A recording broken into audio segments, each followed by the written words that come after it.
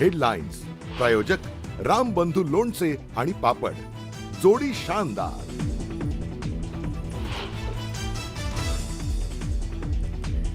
धनंजय मुंडे पुन्हा मंत्री बनणार असल्याच्या चर्चांना उधाण। बीडच्या माजलगावात कार्यक्रमादरम्यान भावी कॅबिनेट मंत्री धनंजय मुंडे साहेब म्हणून बीडमध्ये पुन्हा लागले पोस्टर।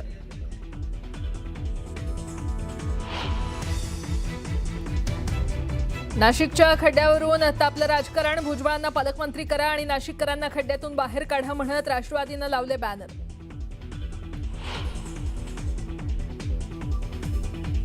कोकण आणि विदर्भात पावसाचा येलो अलर्ट। घाटमाथ्यावर पावसाच्या जोरदार सरींची शक्यता। जळगाव जिल्ह्यात मुसळधार पावसामुळे नारळी नदीला पूर। गुरांसाठी ठेवलेला चारा गेला वाहून।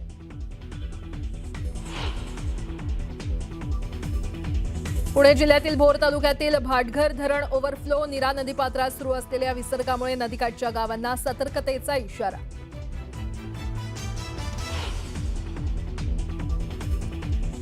संसदेच्या पावसाळी अधिवेशनाचा तिसरा आठवडा। सुप्रीम कोर्टातील न्यायाधीशांची संख्या वाढवण्याबाबत विधेयक मंजूर करण्याच्या तयारीत, तर विद्यार्थी लाठीचार्ज आणि राम मंदिर दानचोरी प्रकरणी विरोधक सरकारला घेरण्याच्या तयारीत।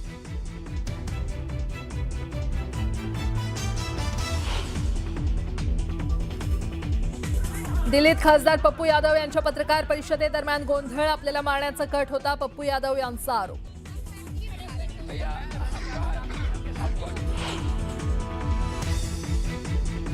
पाकिस्तानच्या खैबर पख्तूनख्वामध्ये युवकाचा पोलीस ठाण्यात आत्मघाती हल्ला। 8 पोलिसांसह 14 जणांचा मृत्यू।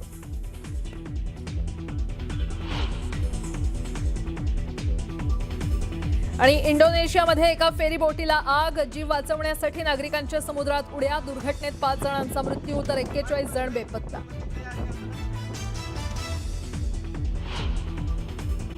काँग्रेस कार्यकर्त्यांनी काँग्रेसचे नेते नाना पटोले यांचे पाय धुतानाचा व्हिडिओ व्हायरल झालाय आणि वाद निर्माण झाला। याच व्हिडिओचा धागा पकडत भाजप नेत्यांनी नाना पटोलेंसह काँग्रेसवर टीकेचे बाण सोडले। काँग्रेस कार्यकर्त्यांनी मात्र यावरून भाजपवर जोरदार पलटवार केलाय। कार्यकर्त्यांनी धुतले पटोलेंचे पाय। पाय धुतले आणि राजकारण पेटले। कार्यकर्त्यांचं प्रेम, विरोधकांचा पटोलेंवर नेम।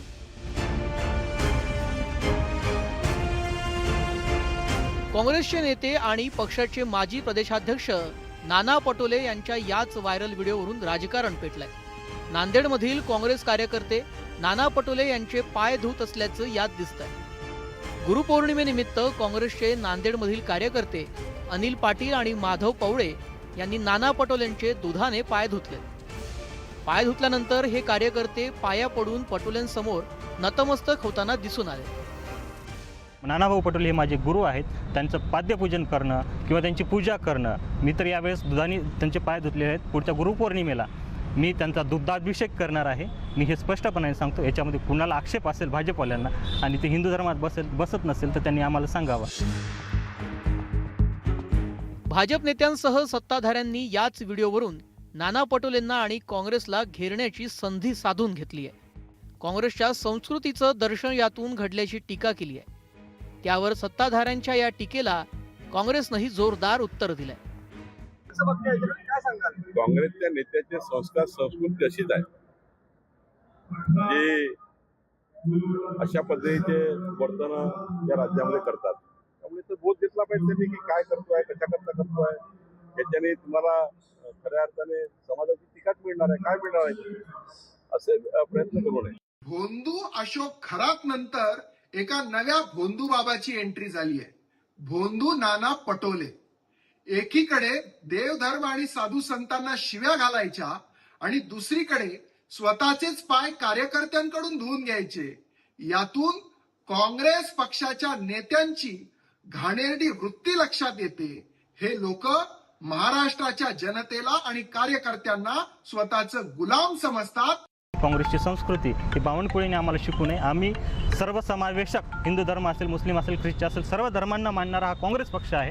त्यामुळे भाजपने आम्हाला आमची संस्कृती शिकवण्याचा नैतिक अधिकार आम्हाला नाही। त्यांनी त्यांच्या पक्षात काय चाललंय, कोण कुठल्या पक्षाचा कार्यकर्ता त्यांचा कुठल्या टेबलवर जाऊन पूजा करतोय हे त्यांनी पाहावं। आम्ही कुठली पूजा करतोय हे बघावं।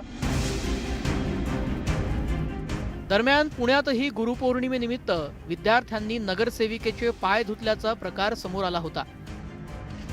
पुण्यातील सुखसागर नगर भागातील पालिकेच्या शाळेत भाजपच्या नगरसेविका वर्षा साठे यांना आमंत्रित करण्यात आलं होतं.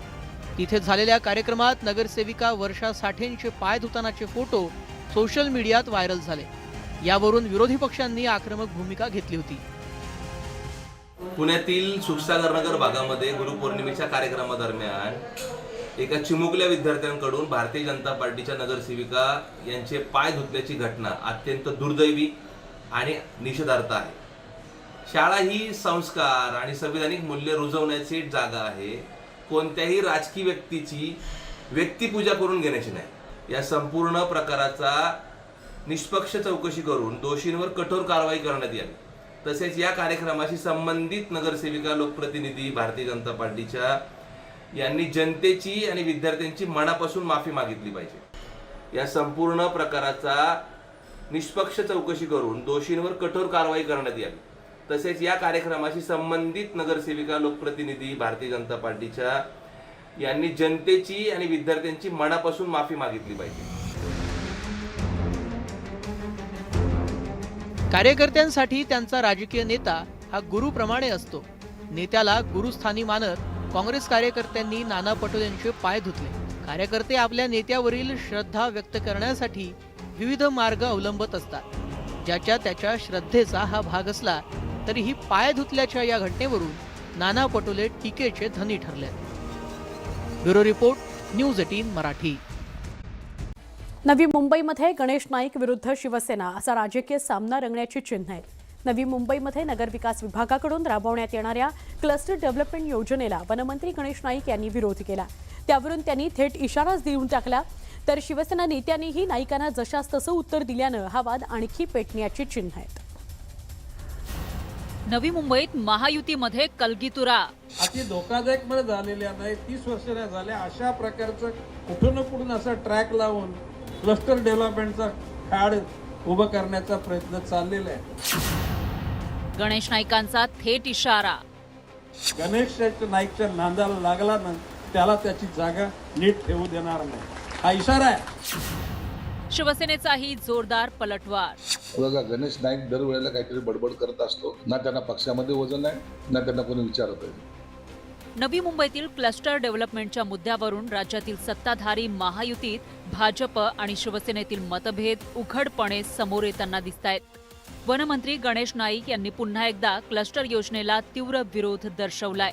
ज्या इमारतींना 30 वर्ष झालेले नाहीयेत किंवा अति धोकादायक नाहीयेत अशा इमारतींसाठी क्लस्टर डेव्हलपमेंट करण्याचा प्रयत्न सुरू असल्याचा आरोप गणेश नाईकांनी केलाय. मंडळाच्या बैठकीत मी विरोध केलेला या गोष्टीला. हा युनिफाईड डिसार कुठल्या शाण्याने आणला असा प्रश्न विचारला त्या ठिकाणी. तुम्ही बघा, संध्याकाळी 5 वाजल्यापासून ठाणे वेलापूर रस्ता जाम होतो का नाही होत? नंतर संध्याकाळी 7 वाजता वाशीमध्ये ट्रॅफिक नीट राहते का? हे जर हाल जर आता आहे तर नवी मुंबईच्या सगळ्या बिल्डिंगचा FISA जर तेवढा वाढला तर नवी मुंबईमध्ये जगण्यासारखं काही राहणार नाही. नवी मुंबईतील क्लस्टर डेव्हलपमेंट योजनेला विरोध करत गणेश नाईकांनी थेट इशाराही देऊन टाकला. हा इशारा उपमुख्यमंत्री आणि राज्याचे नगरविकास मंत्री एकनाथ शिंदे यांच्याकडे अप्रत्यक्षपणे असल्याची चर्चा राजकीय वर्तुळात सुरू आहे. गणेश नाईकच्या नांदाला लागला ना त्याला त्याची जागा नीट ठेवू देणार नाही, हा इशारा आहे. गणेश नाईकांनी हा थेट इशारा दिलेला असतानाच शिवसेनेकडूनही गणेश नाईकांवर जोरदार पलटवार करण्यात आला. बघा, गणेश नाईक दरवेळेला काहीतरी बडबड करत असतो. ना त्यांना पक्षामध्ये वजन आहे, ना त्यांना कोणी विचारत आहे. एकनाथ शिंदे साहेबांनी त्यांच्या जिल्ह्यामध्ये काय करावं या बाबतीमध्ये ते सक्षम आहेत. आणि त्यांचं आणि देवेंद्र फडणवीसांचं सख्य सगळ्याला माहिती आहे. म्हणून इतरांनी काय कॉमेंट्स केल्या त्याच्याकडे आम्ही लक्ष सुद्धा देतो. गणेश नाईक आणि शिवसेनेतील राजकीय कलगीतुरा नवा नाही. गणेश नाईक यांनी काही महिन्यांपूर्वी ठाण्यात जनता दरबार घेतल्यानं महायुतीत वाद निर्माण झाला होता. त्याचप्रमाणे नवी मुंबईत महापालिकेच्या विकास कामांच्या निमंत्रण पत्रिकेमध्ये एकनाथ शिंदेंचं नाव नसल्यानं दोन्ही पक्षात वाद निर्माण झाला होता.